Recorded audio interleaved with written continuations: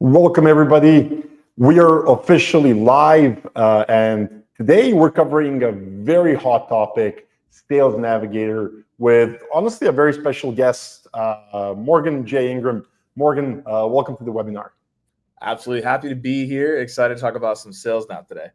Yeah, I mean, like for those of you who don't know who Morgan is, I think there are not many of you here since you have like 200,000 followers almost.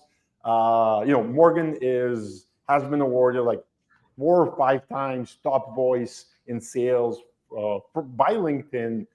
He specializes in B2B lead gen and is very heavy on LinkedIn. But Morgan, I'm going to let you give an intro about yourself.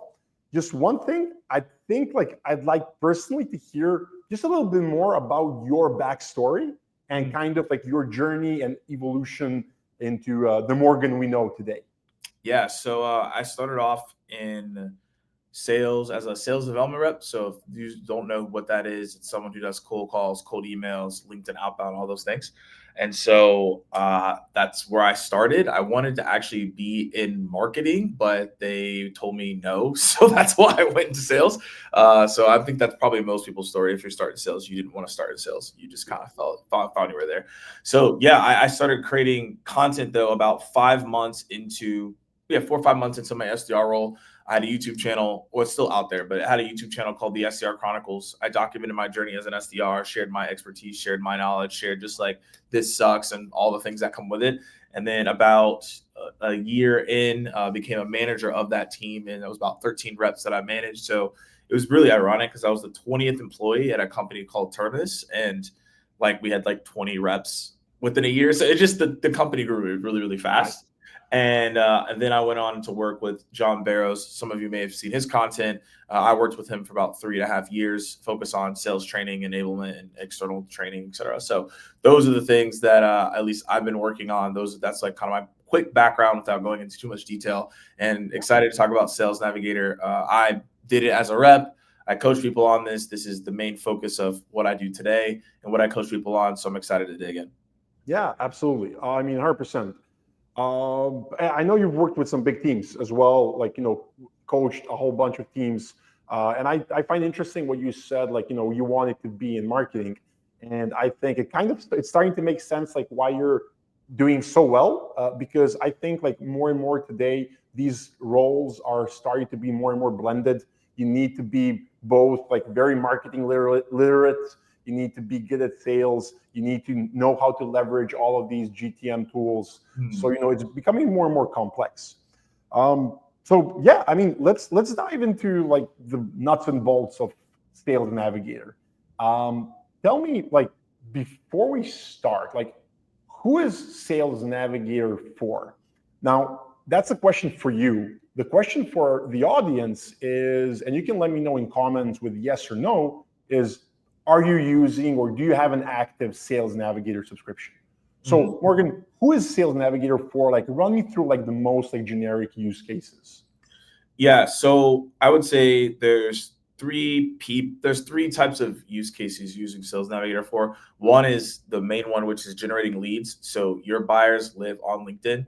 So you're going to use Sales Navigator to generate those leads to get in front of those people.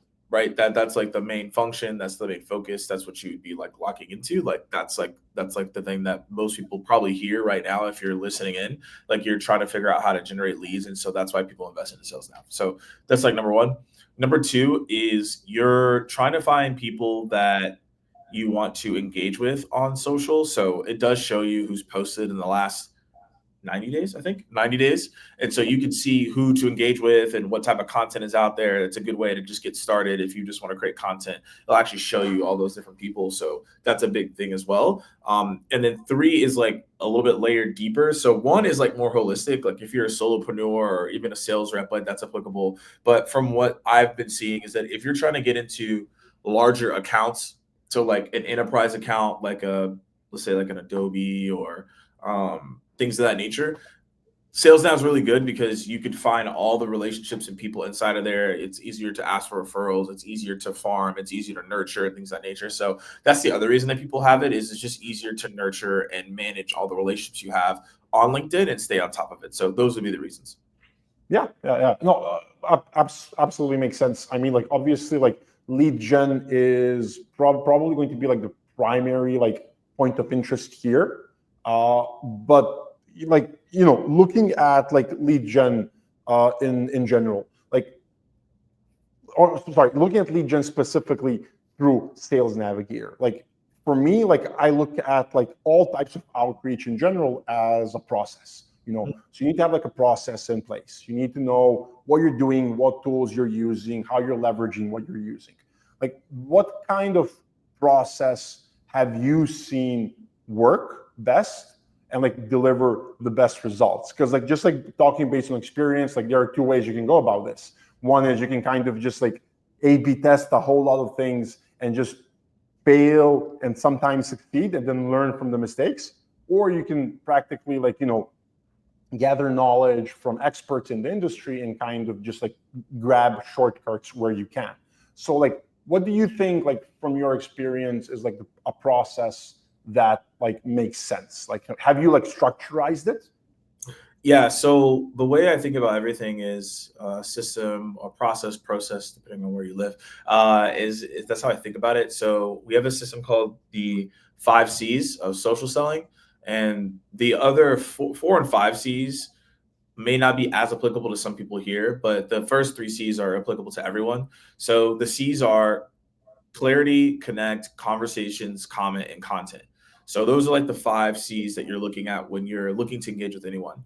So the first thing that most people miss is clarity. So who are you actually looking to reach out to? Most people, and I've been in the same situation as well, you will not do as well with your outbound or outreach if you're reaching out to the wrong people, right? It's just like not gonna work. So what I suggest to people, and what I tell them that they should do, is you should focus on who are the buyer personas that I'm trying to get in front of first and foremost. Is it I don't know, I'm making it up, the VP of IT, the CIO, VP of marketing, et cetera, et cetera. We have to get an understanding of that clarity first to figure out who we're actually going after as we have this conversation. Yeah, exactly. I'm just going to jump in there because I know obviously like AimFox being a LinkedIn outreach tool, at the end of the day, it's just a tool that helps you like automate like tasks, but it doesn't like, and it helps you find your audience, but you need to know who you're looking for. So that like goes in line with what you said. You need to understand your ICP, your buyer persona, because if you don't like put in the time to understand it, then you're going to be targeting all the wrong users. And regardless of which platform you use, if you're doing LinkedIn outreach, if you're doing cold emailing, there are a lot of solutions out there in the market, but if you're missing the buyer persona, then I mean that outreach is practically going to waste. So I just wanted to double down on that. Yeah, 100%. Yeah, you're just, again, that's why it's the first one, is that do we have the clarity of who we're reaching out to? And then inside of Sales Navigator, are we actually putting in the right job titles for the right filters? Are we filtering to the right things inside of Sales Nav? Are we using the right filters and all this stuff like that? So that's like the first step. The second step is then connect. So most people don't know this. I found this out actually like a couple months ago because it continuously changes. So this is like the updated version of it, is that you have 200 connection requests that you can send per week. So what that ends up being like 800-ish per month that you can send. I recommend everybody to fill that up to the highest degree of capacity that you can, because when you do that, that allows you to be like really successful in what you do. Yeah, so 100%. So I'm very aware of all the limits that LinkedIn has, and it tells you, okay, you can do 200, as you said, connection requests in a week. And a lot of people are like, maybe I'm afraid of doing all 200 because I don't want to look spammy. But like LinkedIn is very like open about these limits. They tell you this is a weekly limit that resets every 7 days, every Sunday or whatever it is. So yes, definitely like take Morgan's advice, do the 200 connection requests. But also what you can do on top of those connection requests is you can also leverage sending like message requests, for example. And that is going to practically stack on top of these connection requests. So you're going to send like 200 connection requests in a week. Then you can send on top of that like another 200 message requests to like group members or like other leads. So you can kind of just like maximize the outreach that you're doing. So yeah, 100%. Yeah, and that's like the thing is like I recommend to do blank connection requests. I don't recommend it to be personalized. I know that it goes against a lot of people's advice, but I'm just saying like what I've seen to be true and what's been successful. So if you want 100%. that success, you're just gonna have a higher conversion rate, not conversion rate, but you'll have a higher acceptance rate, which will lead to a higher conversion rate. So those are things that I would focus on and really drill into so that you can get those results that you're looking for. And so that's like connect, right? And then when you connect, make sure that you're paying attention to the times you're connecting. So are you doing it on the weekend? If you do like on a Sunday afternoon, Friday afternoon, like those will actually lead to more acceptance rates. If you do it in the evening time, so like 5 to 7 p.m. for executives, right? That's a really good time to send the connection request. So when you send them, don't send them at random times. Like be very strategic in how you send that connection request because it will lead into actually the acceptance rates of what you're looking for. And then the last part is the conversation. So this is where it gets into like what everyone cares about, which is like converting the opportunity. I'm really big right now on just saying send a video. I know most people don't like to do that because it's very intimidating, overwhelming. I get it, but I would recommend people to do that. Like make sure that you're sending out these videos to people because it allows you to be human in a crazy AI world, but you can still send messages that are curiosity based, asking certain questions, etc. I have example. I can kind of share a little bit more what that means. But when you think about conversations, it's really about observation.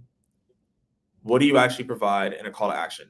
What are you observing that most other people may not have seen, right? Then the next thing is like, what is something you can bring value on and reach out to that person? And then what's the call to action that you also want to do that with that as well? Yep. So that's at least those 3 C's are like the most important based on what we're talking about today. I just want to jump in and add some value there. So you're definitely on point with the personalization aspect. Like the videos are a very nice touch. Something that we're actually launching next month in June on AimFox is the ability to also send voice messages. So that's also one more way that you can kind of like not really sound robotic and just do like a genuine voice message in your campaign and automate that. And so that's also one good thing to keep in mind, because I know for one, like whenever I see a voice message, which is not very often, I'm going to listen to it, you know. Yep. And just going back to the connection requests, blank connection requests, that's actually something that I really preach our users should do, just because with the LinkedIn, like the whole sequence just begins once the connection request gets accepted. So your goal is to get like 60-70% acceptance rate to your connection requests. After that happens, you can then nurture that lead. You can engage with their content. You can react to their posts. You can endorse some of their skills. And then when you send them the actual message that you're looking to get like a conversion out of, you know, you've already done all this groundwork and set everything up properly. So I also say, like, you know, you don't need to really push on like the notes, because that's going to get a lot of those connection requests declined or ignored. So yeah, definitely go for a blank and then aim for like 50+% acceptance rate. I mean, with AimFox, like you can automate all of these things. You can automate like the whole flow, like, you know, just like send a connection request, then like react to posts with different types of reactions, endorse skills, and then send the message. So that's what it's all about. Like that's one of the advantages of LinkedIn over cold emailing, because cold emailing, you just get that email and that's it. Here, you can kind of build a flow. 100%. Yeah. So, like you mentioned filters. You know, filters are a big topic as well. Like, you know, what are the filters that like you focus on, that you think like are kind of like the hidden gems in Sales Nav that people don't use to their full extent? Yeah, I'll definitely dive into that. I want to clarify some questions that are here because it's just what we talked about. So I want to make sure we close the loop there. So Alex, you're asking video versus voice note. I recommend people do video, but also every time I say that, people are like, I don't want to do that, or they get afraid, or they think that people won't watch it. Okay, so if you feel that way, I would start off with a voice note. It's going to be faster for you to do because you don't have to turn on the video and do your thing. I recommend like do what you feel like is best for you and what you feel the most confident in. If you really don't like video, then I would start off with a voice note and then graduate to video. But overall, the video is gonna just be better for you because people will see you. It's more personal, etc. So that's at least what I've seen in working with clients and working with different people. Someone asked, do you do video or a VSL? So for those of you who don't know what that means, a VSL is a video sales letter. Typically, it depends on the product or the service, but it could be 3 minutes, 5 minutes, 60 seconds, whatever it is. So my videos are like 35 to 45 seconds, so they're not VSLs. The only time I would ever send a VSL is if I've opted them to answer me to do a VSL. So I'm not just gonna randomly just do a VSL. So that's at least answers that. So hopefully that helps some people across the board. So this video is to schedule a meeting to sell them on something, whether it's a service or a product or whatever it is. But this is really, I like to see it as, I like to call it like a movie trailer. So this is like basically setting up the premise of this is what we're going to do and this is how we're going to go about it. So that effectively is what that means there. Now, in terms of like the different things that we're talking about here, I'm actually just going to share my screen because it's way easier just to talk about this in terms of the filters. So everybody should be able to see this. So if you have Sales Nav, which I believe most people, if you're here, you have it. If not, I'm not gonna sell you on it, but like, yeah, you probably should tap. If you don't have it, go buy it, go get it. Like, But you need it. Like realistically, you need it. But anyway, so there's 5 filters at the end of the day that I would suggest. So the first one is this: post it on LinkedIn. So the reason that this is important is because you're going to see a higher acceptance rate on your connections if you send people connection requests that have posted on LinkedIn, and it tells you if you click this thing in the past 30 days. So it tells you right there what's going on. The reason for that is they've reposted, they've done something, or whatever it is, right? They've done something, right, that would merit for them to be active. They have a pulse on the platform. Most people do not do well at LinkedIn, and myself included did not do well at LinkedIn until I realized that you have to click this button to find the people that are active. So this should be the main thing that you should do every single time without fail, is this posted on LinkedIn. Now, the other one that I really like that is very underrated is years in company. So what I'm looking for is less than 1 year. I'm looking at people who have been at this company for less than 1 year. You can even do current position 1 year if you want to, but I like finding people who have been at the overall company less than 1 year, because when a person comes in, if their current role is less than 1 year, they could have been at the company for 10 years. I'm looking for people who are brand new to the company. They're looking to make a change or impact, but it's important that I picked less than 1 year because I don't want to reach out to people who have only been in their role for 1 month. That's the worst person to reach out to because they have no idea what's going on yet. They just got their email and just understanding how to log in. And if they're going inside the office, they don't even know where the bathroom is yet. So us reaching out to them 1 month in the role is not a smart decision. And I do not recommend that. That's why we're looking at people who have been in a role for at least 7 months, right? This is actually the sweet spot. Have they been in the role for 7 months, which means they've been in the role for at least 2 quarters? That's what we're looking for here. So you see the different examples, right, of what you can do. But I'm really drilling in to figure out if you've been in the role for at least 5 to 12 months, this is someone I want to reach out to. So this is an underrated filter, I think, that a lot of people don't utilize. I didn't start utilizing it into this probably about 8 months ago, and I realized how much of an impact it was. Other ones, right? This one's really big. Now, if you don't get a lot of views, then like it may not be as applicable, but I still think it's important to look at. So this is all the people who viewed your profile recently. I create content, so I have a good amount of them, but I do believe that this is something you want to tap into. And then you have follow your company, which means if they followed your company, if you have over 1,000 people, I definitely would tap into this to see like, okay, how do we want to reach out to these people, etc. And then the last thing that I want to mention is current job title. So all of you in here have job titles you go after. That's why I say the first C is clarity. If we don't have clarity in who we're reaching out to, everything I'm going to tell you is not going to make sense. So the people I'm selling to for my social selling program are VPs of sales, and I'll explain this here in a minute. VPs of sales, CRO, or a VP of marketing, right? And so the reason I do the search like this, I do this called a Boolean search. The reason for this is it allows it to get more granular in who I'm looking to search for and who I'm looking to get in front of. So as you see here, VP of sales, we got a CRO, we got a VP of marketing.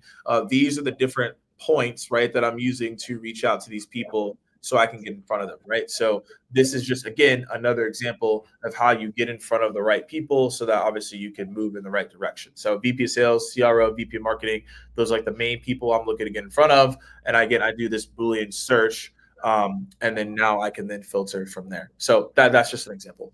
Yeah.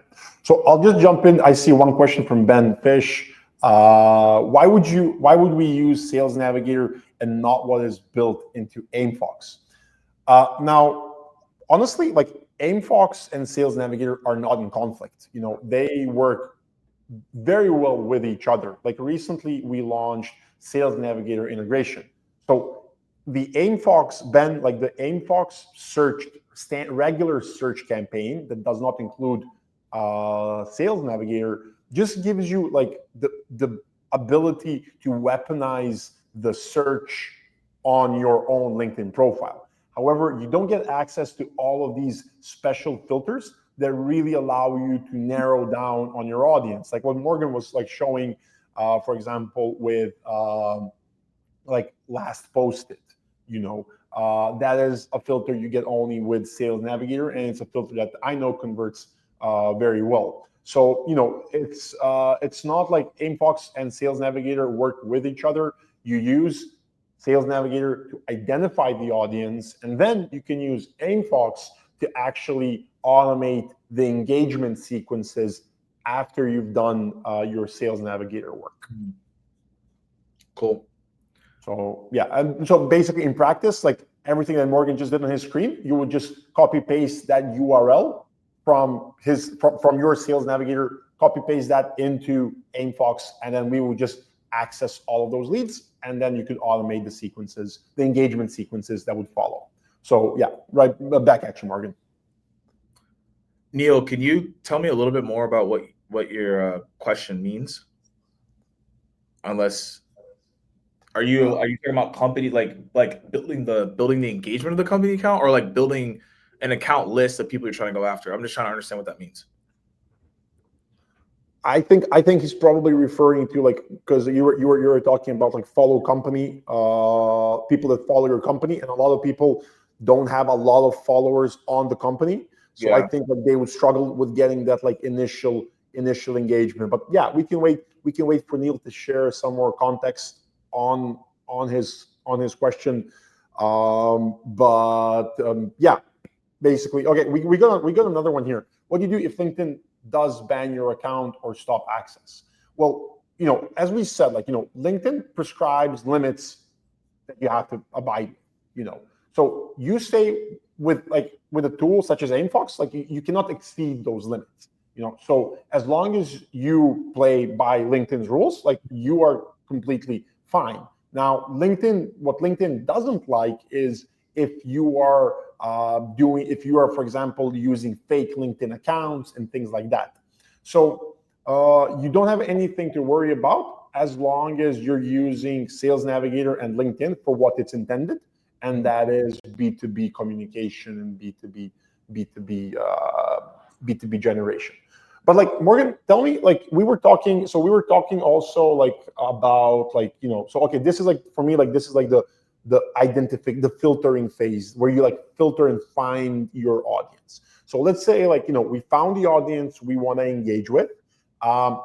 What's next? So the next step is build like that engagement sequence. What does your engagement sequence look like? So I know you said like blank connection request, engage, but like, do you have this like as a blueprint, or like how do you go about that part? So what I would say, okay, someone asked this filter question, and then I'll talk about the sequence. Less than 1 year is useful for coaching client finding, right? Not agency client. It depends. It depends on what you're selling more than anything. I don't think it has to do more with coaching or agency. It depends on what you're selling. I found that the less than 1 year, if you're selling like a B2B offer, like yeah, it's really good, right? Um, that's what I would say. But you would have to tell me what you're selling, and I could give you like a more directed answer because it looks like there's a question behind this question. So you're probably looking for a certain filter, and I can tell you. But that's at least what I would say there. Yeah. So in terms of the process, and so people are asking questions on the Yeah, enterprise. the engagement sequence, like after the identification audience, like, what do you do after you find the audience? Like, how do you engage with them to get those results? Yeah, it's actually very, very straightforward. I try not to make this too complicated. So once someone has accepted the connection request, you want to wait about like, let's say 2-3 days. I don't recommend immediately messaging them. You can if you want, but like that's what everyone does. I just try to think about what everyone does. What everyone does is they send the message, hey, we have 108 mutual connections. I think we can find some synergies. You accept that connection request. They send you a long note. Everyone's had this. They send a really long note that makes no sense, and then they end up disconnecting from you or ignoring you. And then like that's the normal cycle. So if you send a blank connection request, then you send some type of video, whatever, a personalized note 2 to 3 days after. That's the message. Now, when you send the first message, this is important because you have 3 different avenues to take. I believe there is no silver bullet. So if I tell you, hey, do this thing, it's not 100% guaranteed response rate. Otherwise, like we wouldn't be here.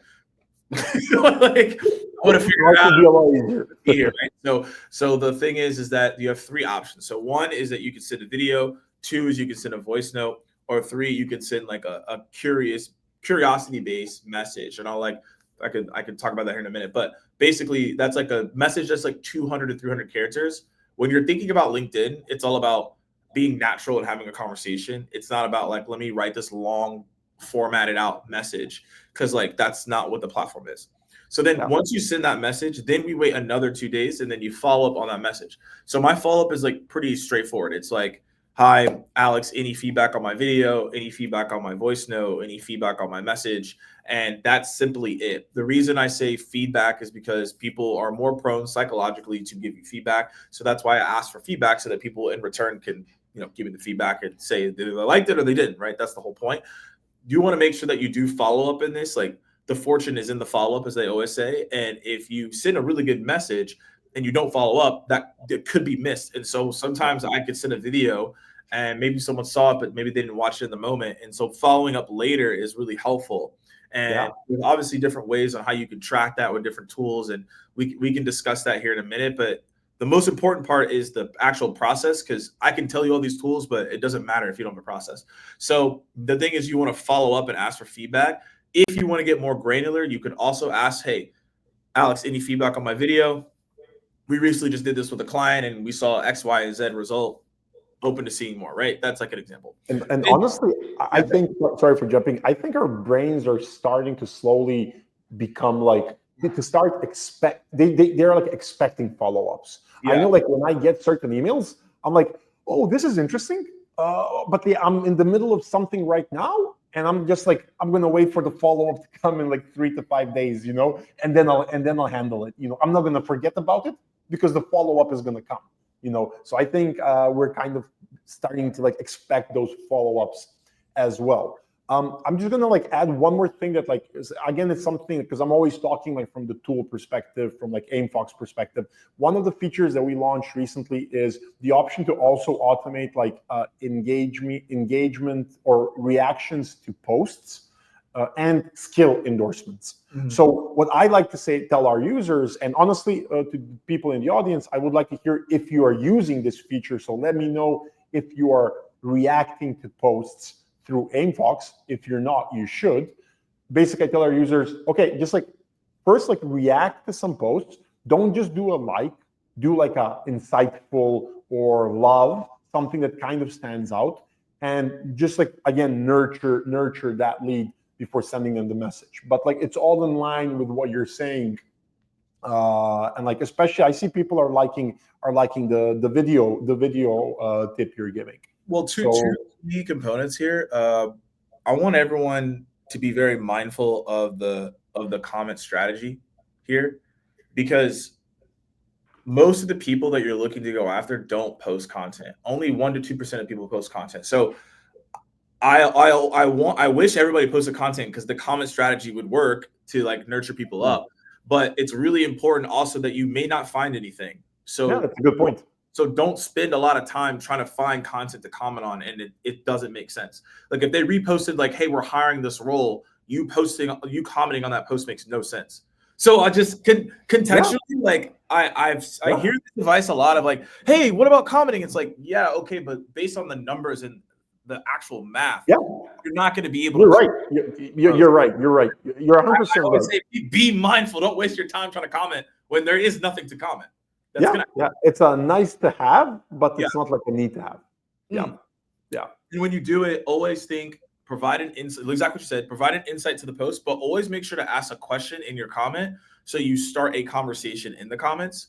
Don't just say like, "Hey, that was great," and then that's it, because then there's no engagement in the actual conversation.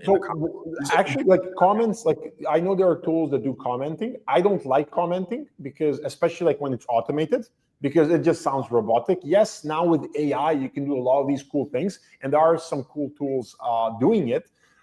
So that's what we didn't want to include commenting into Aimfox. We just wanted to do like reactions to posts. Yep. Because like you can't go wrong. Like, you can't sound robotic if you react to a post. I would 100% stay away from AI comments. I think I mean, it's tempting. It's tempting. Like I'm seeing some nice tools pop up.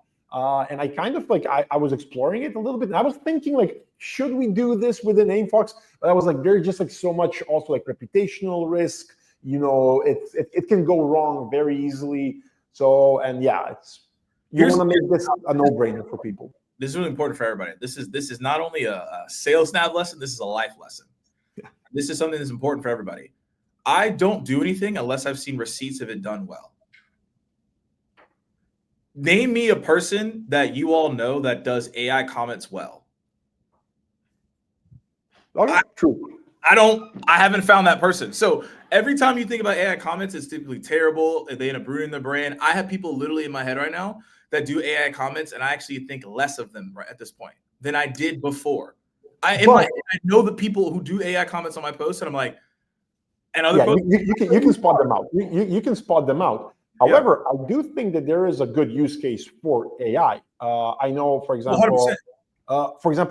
Especially for writing like messages at scale. So like, if you're using tools such as Clay, such as what Aimfox does, it's the ability to basically leverage all the data that you have for a certain lead, feed that to like ChatGPT, and then like play with the data to customize messages. Because again, like I'm talking from a sales perspective, if you're sending 1,000 messages a week or 500 messages a week, it's going to be very, very hard to do that like on a just like by writing out individual messages. So that's where AI can help. But as you said, like, you need to be prudent and like you need to be careful. Our job as a service provider is to make sure that we feed our model with the right data, depending where you're at, to actually, give you the option to, strike the right notes. Yeah. But commenting is something that I also have my thoughts about, This is so interesting that people would rather receive an AI comment rather than no comment at all. I'm telling y'all, you don't. I promise you don't. But it's engagement.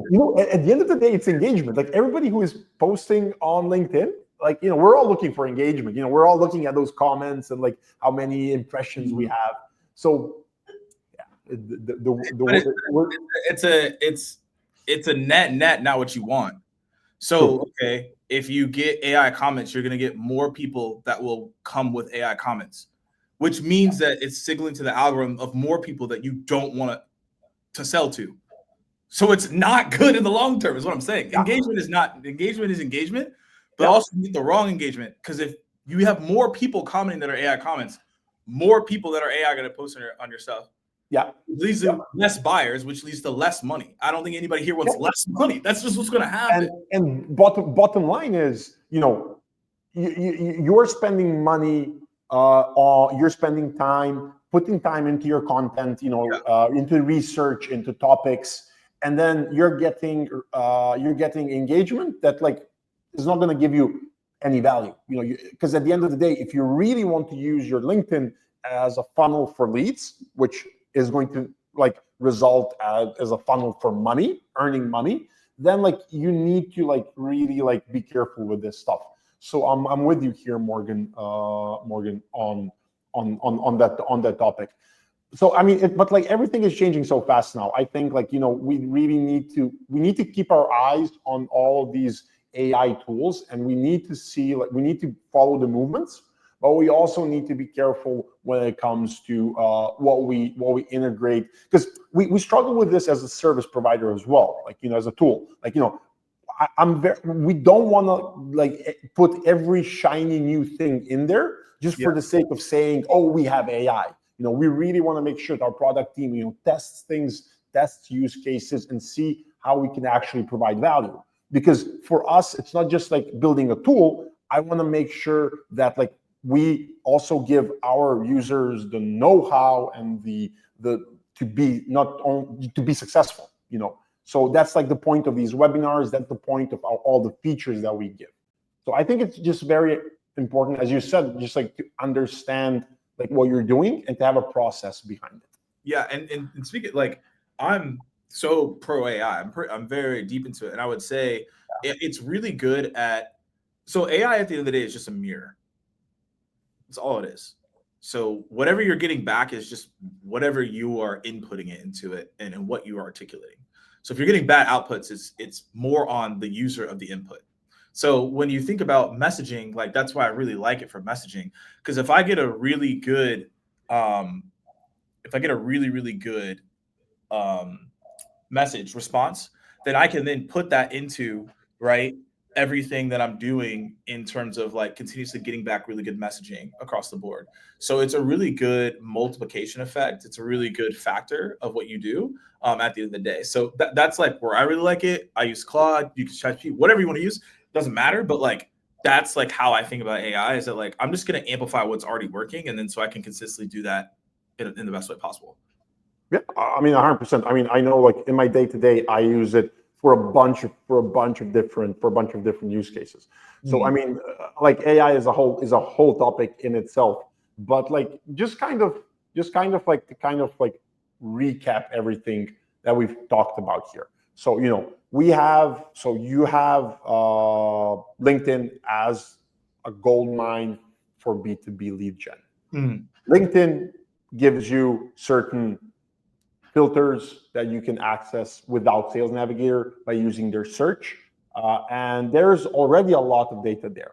If you really have a good understanding of your ICP, of your buyer persona, then doubling down on Sales Navigator and investing in that license really starts to make sense, because then you can really pinpoint that audience there. And then like once you identify the audience, through like all the filters that we've walked through. And I mean, by the way, guys, like go to Morgan's profile. He has a lot of LinkedIn account. Like he has a lot of content on these strategies. I mean, we can't cover everything today, but once you've narrowed down the audience, then it's about the engagement part. Yep. And there, everything we discussed, a lot of cool topics, a lot of cool ideas. How to react to posts, how to not comment or comment, how to send messages, what types of connection requests. You can play around with all these things. You can do this manually if you're doing it at a small scale, as you would use AI to scale your day-to-day tasks, Morgan. As you said, like when you know something works, then you can scale it. The same is for AimFox. Like use us but the real value comes when you find a working formula, a working process. And then you can just like streamline it and scale it, and then put that B2B lead gen practically on like autopilot and just focus on communication. So, that's practically it. But, there are a lot of like things you need to understand in order to be successful. And Morgan, I know we could talk about this for a very, very long time, but I think like our users, if they have like strategy questions, they can always reach out to me. But I think they could always also check you out and check your content out and check what you're posting and what you're talking about, because you're very on point. Yeah, 100%. Yeah, I mean, there's a ton of things in the posts that I have that will give you, I like to just call them plays of what you can go execute and then find from there. I know people might have some further questions. I know we had an account mapping question. I can go through that in a minute. But yeah. I think really it's what we talked about, like to kind of round out the sequence. Like you want to send somebody a connection request. What needs to be blank. 2 to 3 days later, you're going to follow up with the 3 different outreach points, whatever you decide to pick. Then you're going to follow up 2 days later, ask for feedback if they didn't reply.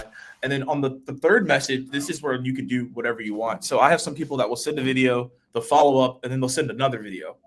All right, cool. Well, some people will send a voice note, follow up on the voice note, and then send a video. It really just depends on like how you go about it.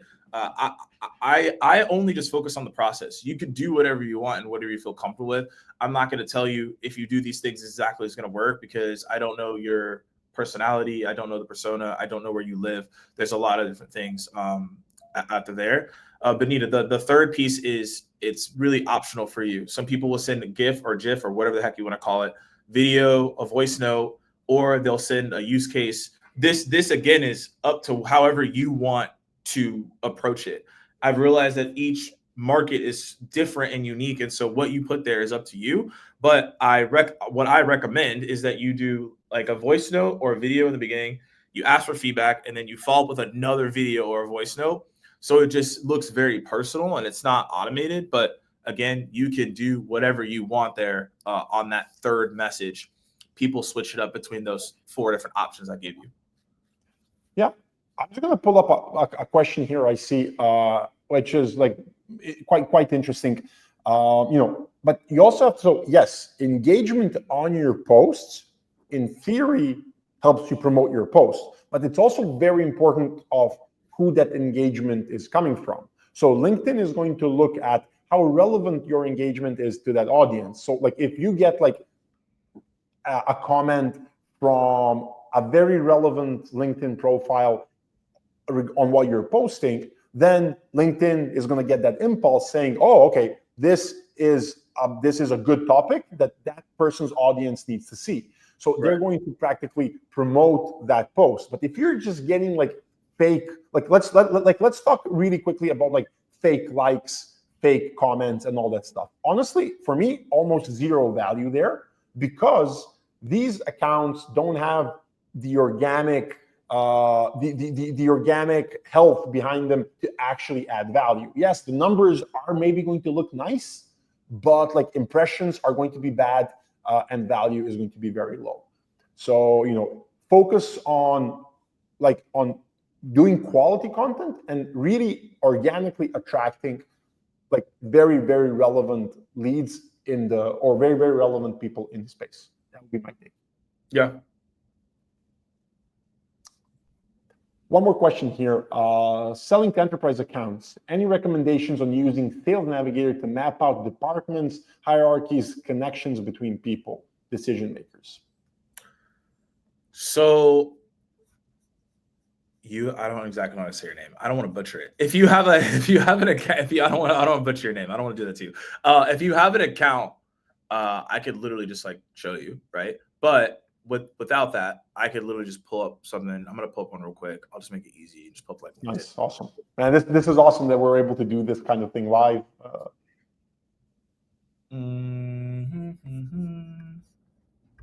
Let's see. Okay, so we can do. Yep. All right. So I'm just use LinkedIn as an example, right? Because I don't want to pull up another company. So we're on LinkedIn, so we can do this. So you go down here. I have an example of this, but basically it's like this is how you map out accounts. Now, what you can do is you would just need to save your leads, and I'm just gonna add people just so you can see what I'm doing, and you can name people based on what you want. So everybody has different roles. So you could do decision maker, champion, evaluator, procurement, influencer. So how I would map this out is decide how you want to go about it. So decision maker obviously is like an executive buyer. Champion is someone I've been talking to and they're navigating me in the account. Evaluator may be someone who like doesn't really make the decision and they also aren't on the department I'm selling to, but they're an evaluation process. Procurement's like, okay, we got to talk this person to like close this deal, and then influencers like someone who has no power, but they are like trying to help us out. So when you're mapping out these accounts, this is how I do it. You can go put it under certain people. You can go like this. You can put above, right? So you can do all sorts of stuff here. From a time perspective, I'm not gonna just build out this whole entire thing, but you get the premise. Like you could literally build out all these different roles. You can put them side by side. Hold on a second. Put them side by side, right? You can do all this different stuff across the board. So that is at least what I would say. If you're building an account, this is important. I don't think everyone should do this. You should only do this if you're like an enterprise customer success or relationship manager, or if you have a subset of accounts you're trying to go after and you're like selling into the enterprise or prospecting to the enterprise. Most people I work with, like this is something that they're trying to do. They're selling 100, 200, very, very big deals, right? So that's how they go about it there. So hopefully that question helps answer the question, but this is how you do it. Cool. Yeah, awesome. One more question I see here is, are we, so yes, will we have an option to add videos with AimFox sometime soon? Yes. So actually, with the voice message update that we are launching, we're also going to be launching an option to include an attachment and a video. So yes, you're going to be able to include a PDF, a video, and a voice message, and that's all coming in one update that is either next week or the week after. So that's all bundled up together. I don't like bundling things up together, but the product team, that's how they did it. I mean, because I'm like, yeah, but we need to like promote these features one by one, bit by bit, squeeze all the marketing juice out of them. Yeah, dude, got what you gonna do. Yeah, so I mean, it's just going to be bundled up, but yeah, I mean, but a lot of value is coming there. Yeah, let's see if we have some more comments we find interesting here. Yeah, how much time do you invest in this each day? Like, how much do you think, like, how much time do you need to spend in Sales Navigator to make it work, to make it worth the subscription? That's the question. Are you asking me how much time I spend on it, or what should someone do to get the results they want? It's two different answers. So yeah, the latter. So what should so how much time? I know you're spending a lot of time. So like, how much time should a user? How much time does a user need to do this? 30 to 45 minutes. The setup's going to take you a couple hours. So for example, I'll like kind of go through what I mean by that, so people aren't like, what do you mean by setup? So essentially, like, all you need in Sales Nav are literally three things. You don't really need all the other stuff, to be honest, unless you're trying to go crazy. All you need to do is follow the 5 filters I just mentioned to you. Let me just pull this up so it gives an example. So I'm just gonna do this real quick so you can just see what I'm talking about. Okay, so VPs of sales, less than your company. Okay, so once you build a search like this, click save searches. I've already built all my save searches, as you see here. So here, this save search comes up. Literally, I did this. I rebuilt all my lists yesterday because I wanted to make it a little bit more clean than what it was. As you see right here, all these have new results. So I click on these new results to find new people to prospect. You literally can just check this every single day to see the new results and dive in, and then dive back into your list or save searches that you want to do. Once you build these save searches, then I'll just click this, for example. All I'm doing here is finding people that I want to go after, and I would just click save, and I'm saving them to one of the lists I have to reach out to. This, honestly, is all you need to do every single day. This takes 30 to 45 minutes. It will take you longer to set it up, but once it's set up, it takes you 30 to 45 minutes to run this every single day. You already know exactly who you're going after.